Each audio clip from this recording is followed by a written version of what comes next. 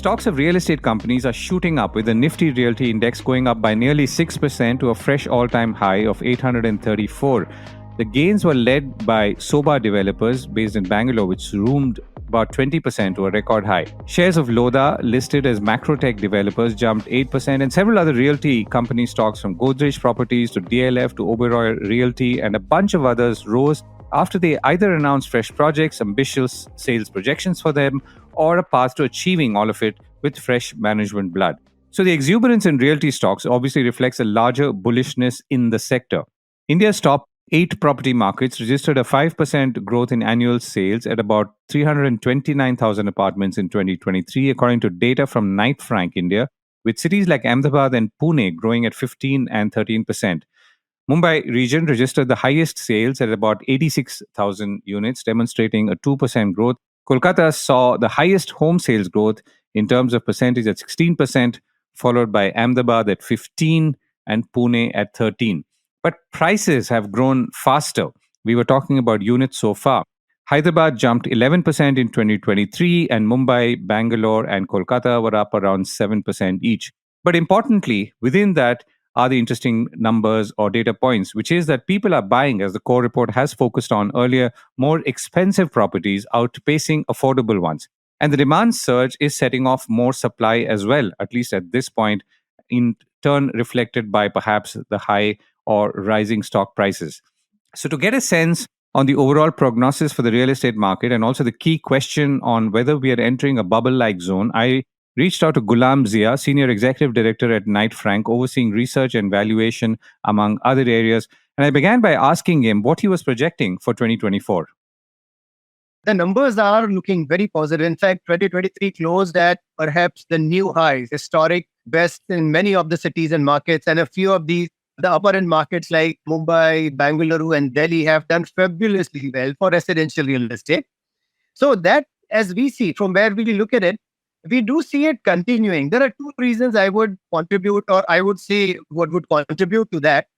Number one is that the demand for mid to upper end housing has been growing month on month for almost about last year and a half for sure. And last year itself, one more statistic, one more number I would want to throw at this moment, that in upper end, the growth was the highest. The upper end of the market grew by 33% last year.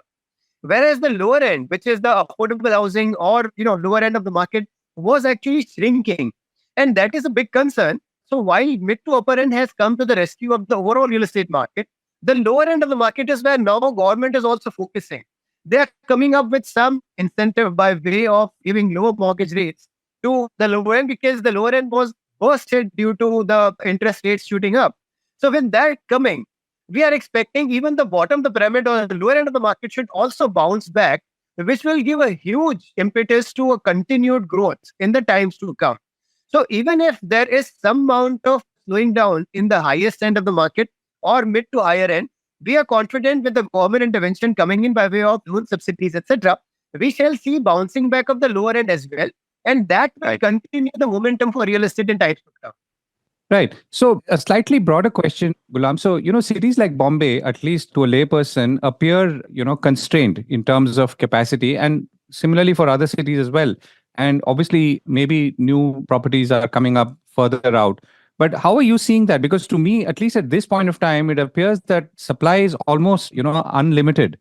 Not really. In fact, when we're looking at the macro picture also, the number of new launches in last year were somewhere about 350,000, whereas the sales were 329 odd thousand. So it is a nominal increment. Like I would say that even that is not nothing to worry about, because while inventory has broadened a bit, the sales have actually been improving even faster. What we normally look at is the velocity of sale. How many apartments are you selling every month or every quarter? That has been shooting up. So even if you have new inventory coming in, much larger number of inventory coming in, because the velocity of sale also shooting up even at a higher pace, the absorption shall not be a worry in times to come. So there are, of course, a lot of people are asking this question, the inventory overhang. That's what people are talking about, whether it's a bubble. But I always counter saying that you need to look at the velocity of sale as well. And if the velocity of sale is moving faster than availability of new stock, then of course there's not a bubble. In fact, I would rather worry about this situation giving rise to unhealthy price rise. because I do see inventory not sufficient to take care of the sales that are happening in the market. And that should really be the question. Do we really see the price rise because of a lesser number of new inventory coming in? But that's where, at least for the moment, we don't really see much of it because the developers have learned their lessons and not really taking the prices much high.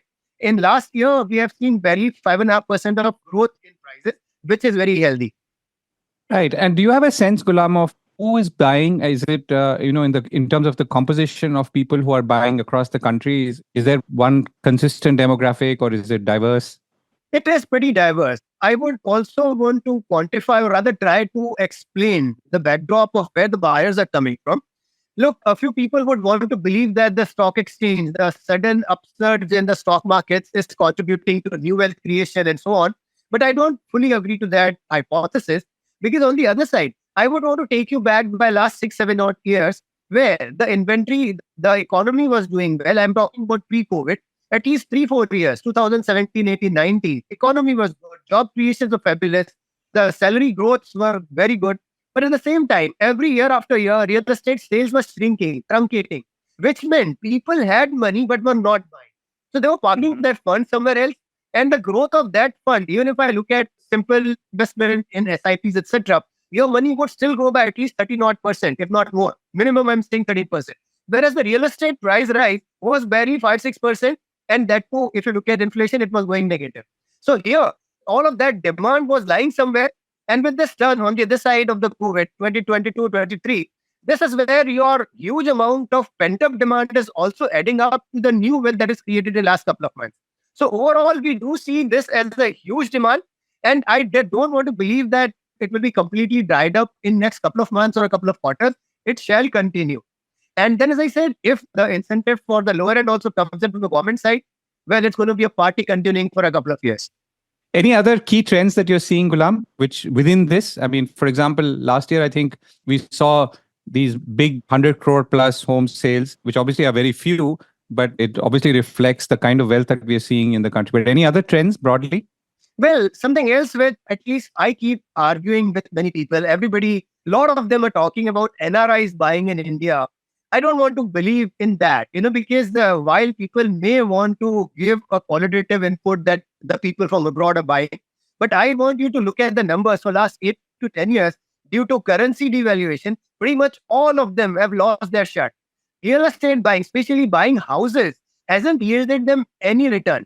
They have actually been in losses. And that shall continue for some time. While your price growth, as I said, is barely 5.5 for such an illiquid asset, a 5.5, 6% growth is nothing. You have to look at least double-digit growth for real estate if you're buying a house as an investment.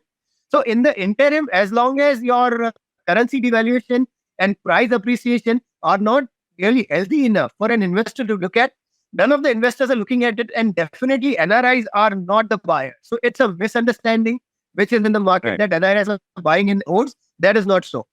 Right. That's interesting. Gulam, thank you so much for joining